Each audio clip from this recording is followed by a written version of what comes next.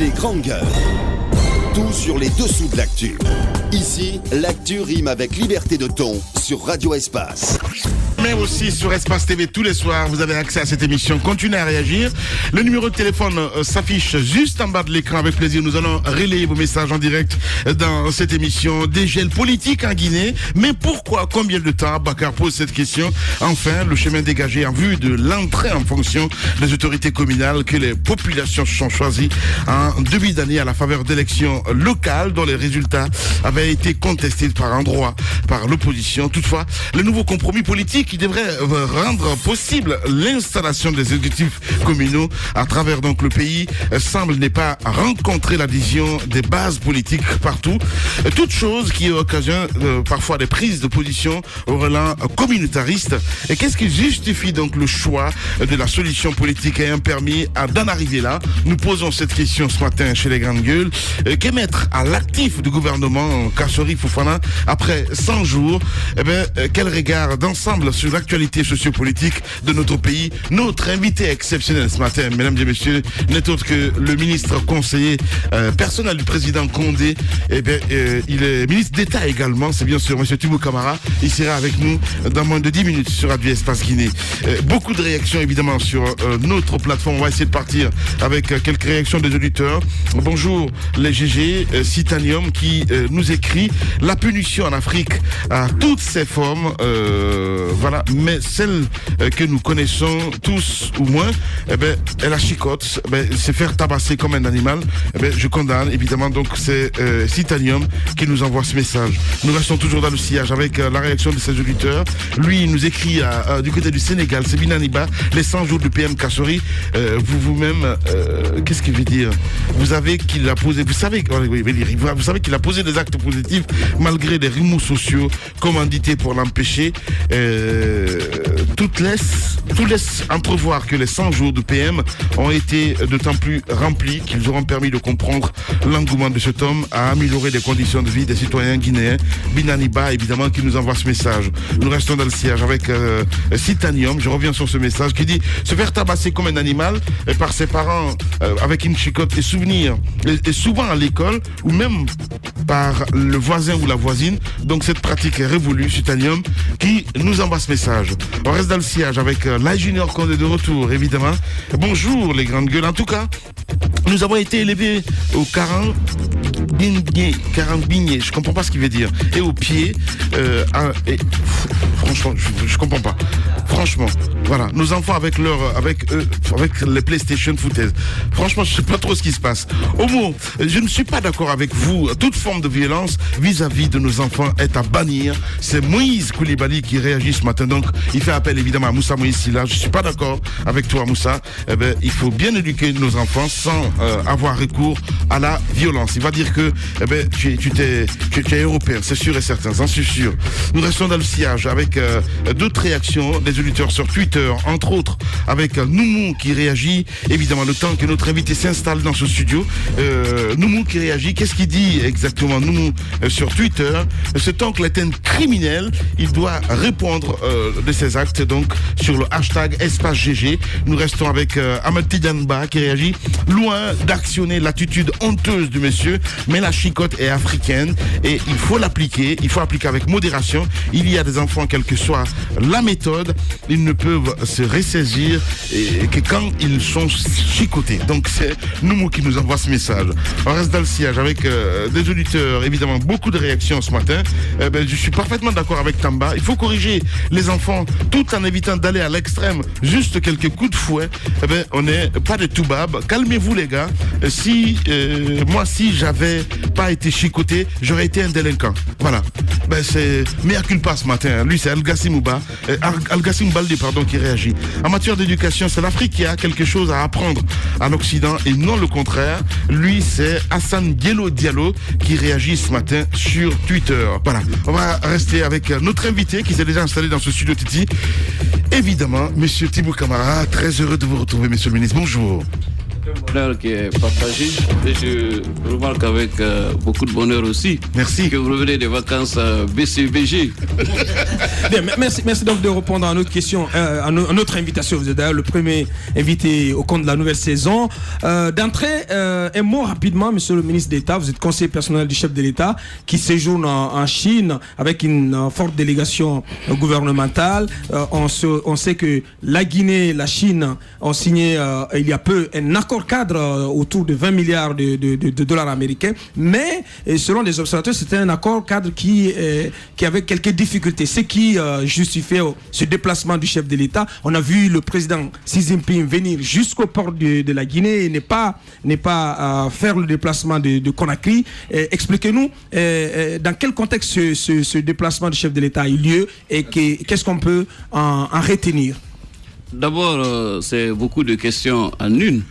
Je pense que le déplacement du chef d'État en Chine n'est pas un rapport direct avec l'accord stratégique que nous avons conclu avec ce pays. C'est dans le cadre d'un forum Chine-Afrique qui est devenu maintenant une tradition. Donc ce n'est pas, comme on l'a entendu, un déplacement pour aller s'excuser ou relancer des projets qui seraient en panne.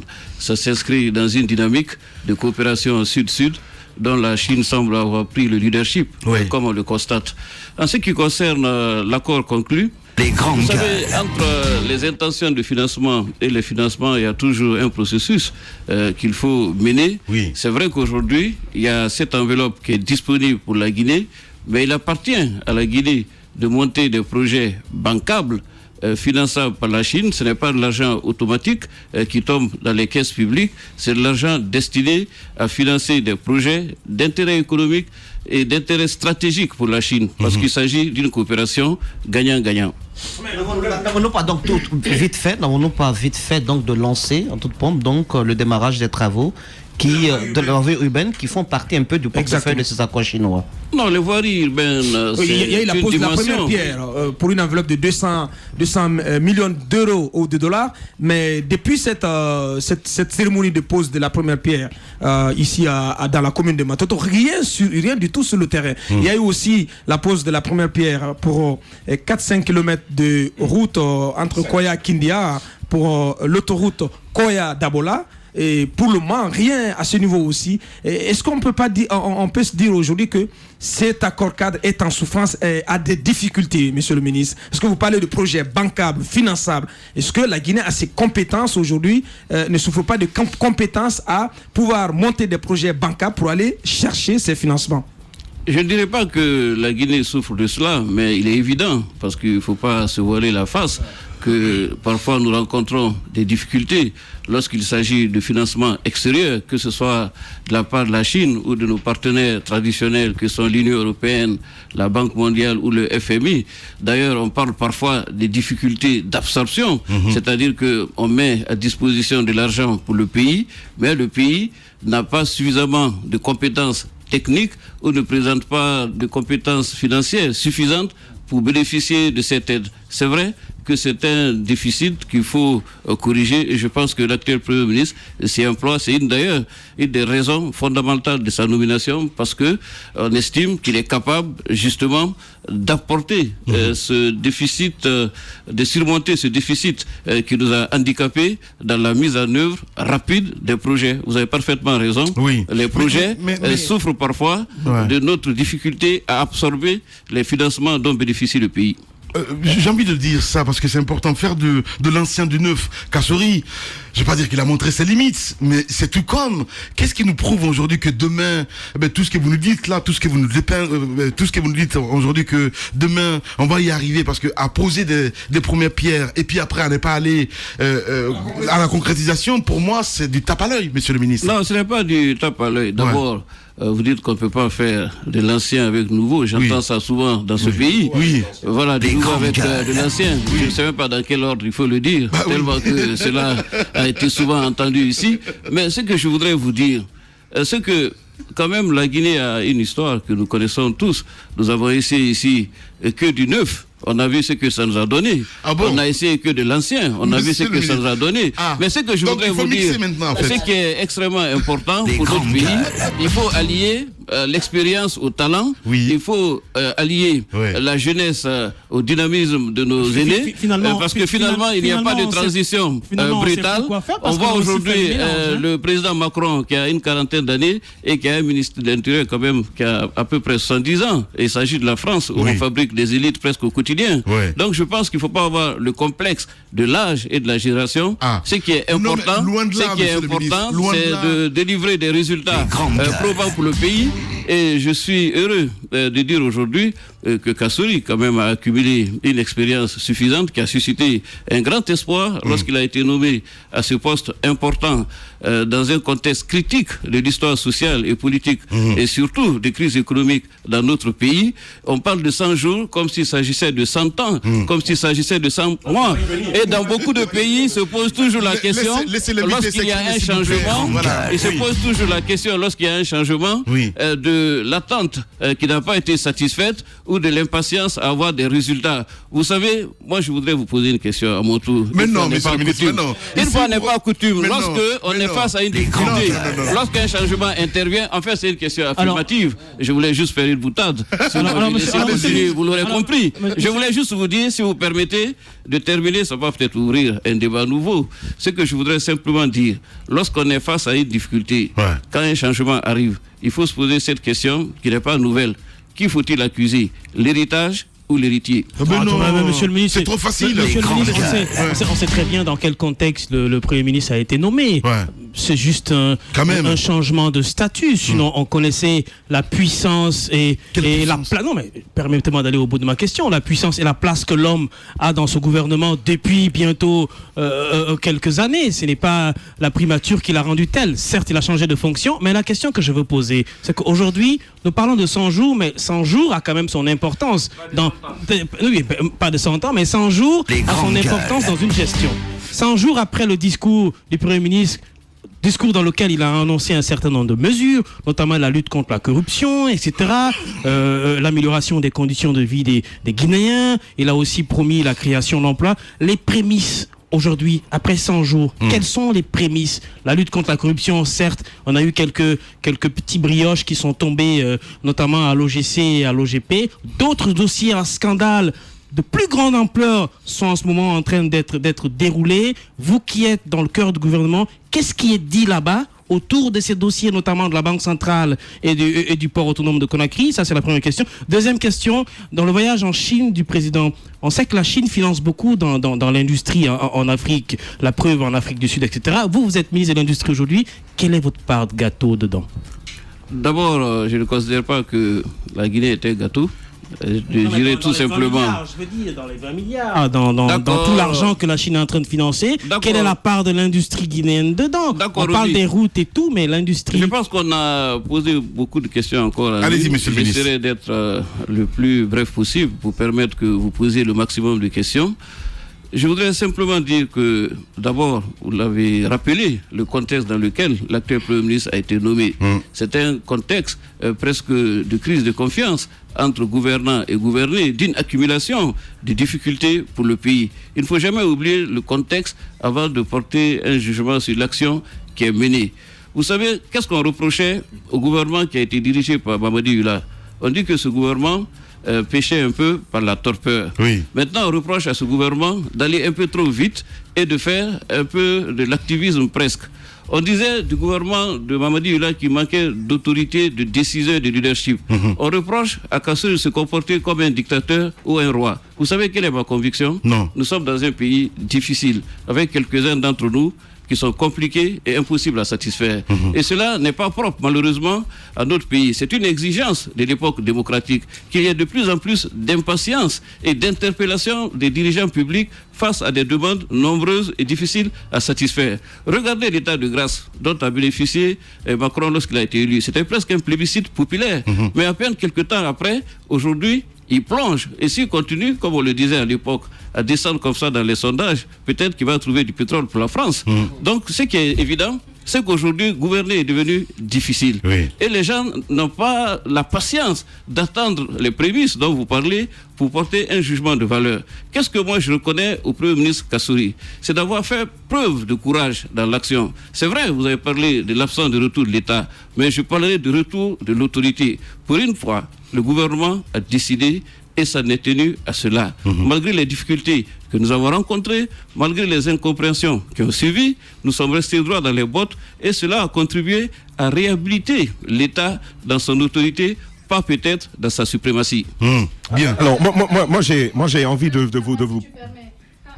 Monsieur le ministre dit que l'autorité de l'État est revenue et que le gouvernement a décidé et que ça n'est tenu, c'est resté. Est-ce que vous ne pensez pas que ça... C'est vrai que vous dites que les gens sont difficiles à satisfaire, mais moi je pense qu'il faut adopter le juste milieu. Quand on commence à prendre une décision comme ça, qu'on s'en tienne à cela, on prendra une deuxième décision, une troisième décision, on tendra vers la dictature. Par exemple, quand je prends le cas des manifestations politiques, pas forcément politiques, les manifestations sociales qui ont été interdites de façon successive, est-ce que vous voyez cela comme un retour de l'autorité de l'État ou bien un cheminement vers la dictature? Madame, nous devons savoir ce que nous voulons. Encore une fois de plus, à force de reporter les décisions et d'hésiter devant les choix difficiles à faire, voilà où nous en sommes arrivés dans notre pays. Il y a un paradoxe. Aucun gouvernement, en toute conscience, ne peut prendre une décision qui le met en difficulté.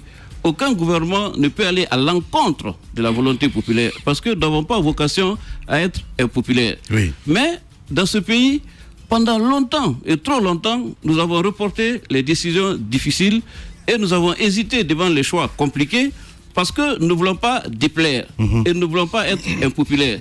Finalement, le pays s'est retrouvé dans une situation de statu quo et de blocage total. Les grandes Maintenant, gueules. qu'est-ce qu'il faut? L'irresponsabilité ou l'impopularité? Ce que nous souhaitons, c'est d'être responsables tout en suscitant le maximum d'adhésion.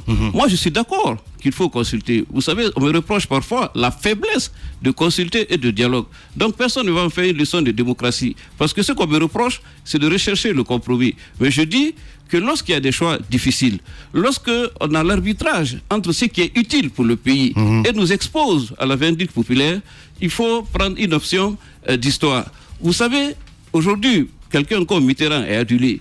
Mais est-ce que vous savez que Mitterrand était l'un des hommes les plus détestés de France? C'est pourquoi il faut travailler dans une perspective d'histoire. Nous avons le choix de prendre des décisions sans aucune portée dans le temps, immédiate, démagogique, populaire et susciter une sympathie dans l'opinion. C'est que beaucoup d'entre nous ont fait, on a vu la limite dans le temps. Ou alors avoir le courage, comme le Premier ministre le fait, de prendre des décisions difficiles, de susciter des cris et se réserver une place d'honneur dans l'histoire. L'augmentation du prix du carburant. Je vous vois venir un petit peu. Vous dites qu'on vous reproche de faire des compromis. Tout le monde salue, évidemment, ce côté de Tibou Camara, considéré comme un messie, mais quitte à tordre, si vous voulez, le coup à la loi. Il faut le dire, Tibou Camara a lâché une expression qu'il faille rappeler. Il dit que les Guinéens sont devenus un peuple difficile par rapport à la gouvernance. Alors un bon matin, on se réveille, on nous dit le prix du carburant est à 10 000. On se réveille un autre jour, on nous dit notre port autonome a été offert à Al-Bayrak. Alors, que nous reprochez-vous dans cette difficulté que vous reprochez aux Guinéens? Est-ce de demander à être consultés? Je ne reproche pas aux Guinéens d'être difficiles. Je dis que gouverner est devenu de plus en plus difficile. Et partout. Il ne faut pas m'accuser de ce que je n'ai pas dit. Mais la démocratie exige le principe de la redevabilité. Ça veut dire, lorsqu'on est gestionnaire, l'obligation de rendre des comptes publics. On ne peut pas être investi d'un pouvoir, quel qu'il soit, et ne pas accepter d'être interpellé. Nous devons même faire l'effort, sans être interpellé, d'expliquer. Vous savez, c'est quoi le principe de la gouvernance démocratique? Consulter avant de décider. Et lorsqu'on décide, l'expliquer.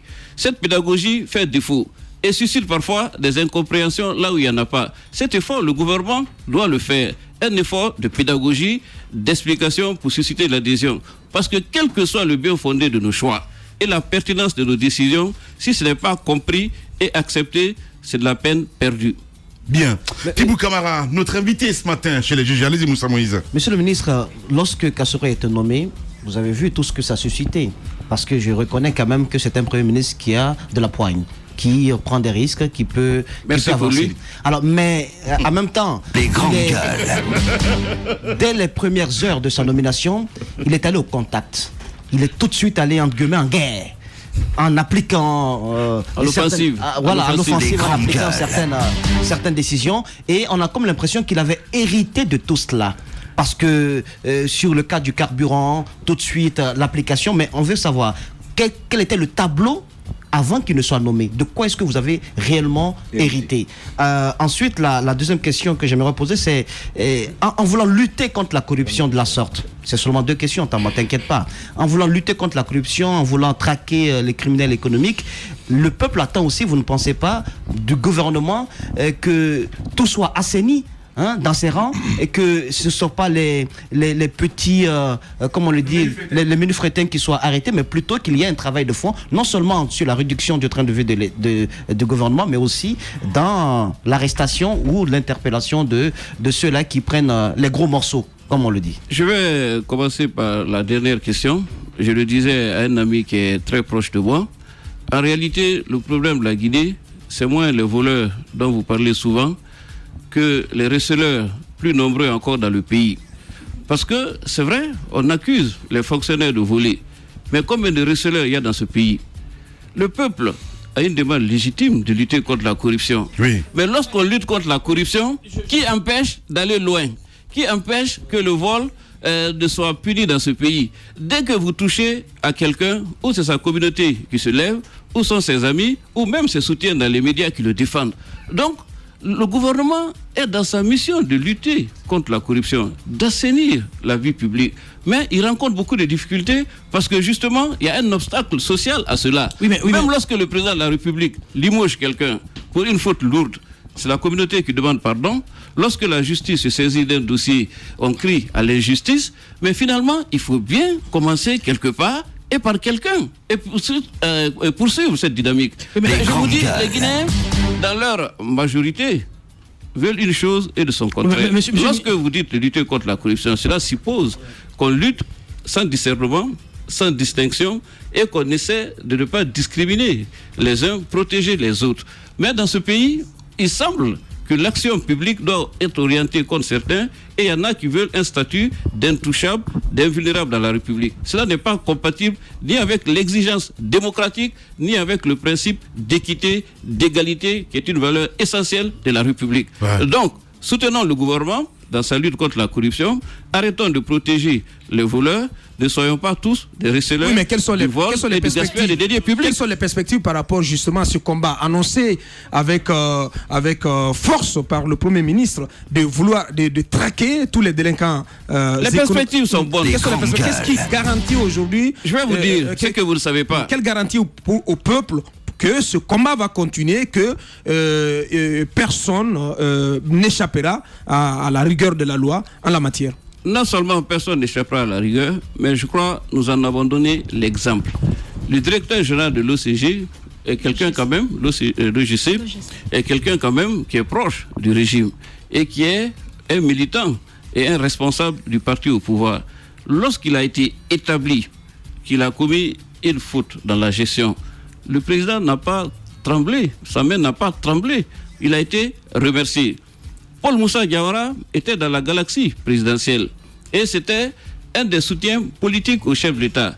Mais lorsqu'il s'est agi de le sanctionner, la main du chef de l'État n'a pas tremblé et le Premier ministre a été jusqu'au bout de la décision. Mais ce que vous ne savez pas, à la suite de ces 2 régies, le chef de l'État a ordonné au Premier ministre et au gouvernement de procéder à des vérifications dans toutes les régies de recettes de l'État et d'en dresser rapport pour qu'il n'y ait pas un traitement discriminatoire des gestionnaires et qu'il n'y ait pas du 2 poids, 2 mesures. Alors, si on comprend, attendant le résultat de ces investigations, vous serez agréablement surpris. Mais si on comprend, parce que si le bien fait beaucoup de bruit, le bruit ne fait pas beaucoup de bien. Laissez-nous agir, le bilan parlera. D'accord, oui, mais non, on va parler. C'est pas parce que vous agissez que nous aussi, on va pas se donner le loisir de parler. Cela veut dire que c'est votre rôle de parler, c'est notre devoir d'agir. Cela veut dire, monsieur le ministre, que vous êtes en train de dire que depuis 8 ans de gestion, il n'y a qu'à l'OGC et à l'OGP qu'il y a eu... Non, Abakar souffre d'entendre ma question. Souffre d'entendre ma question.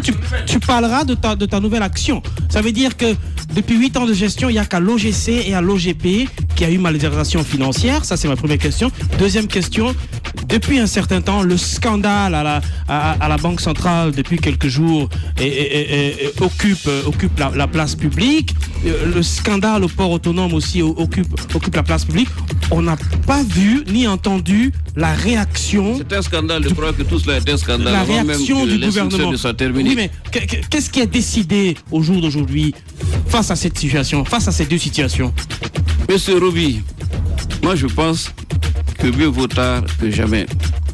Il faut toujours commencer quelque part et par quelqu'un. Oui, vous ne répondez pas à ma question. J'en viens. Ouais. Je pense que je peux prendre une tournure pour répondre à la question. Ou bien il y a un mode de réponse aux questions. On peut aller aussi. Je peux me discipliner, il n'y a pas de problème. Mais on peut aller directement aussi.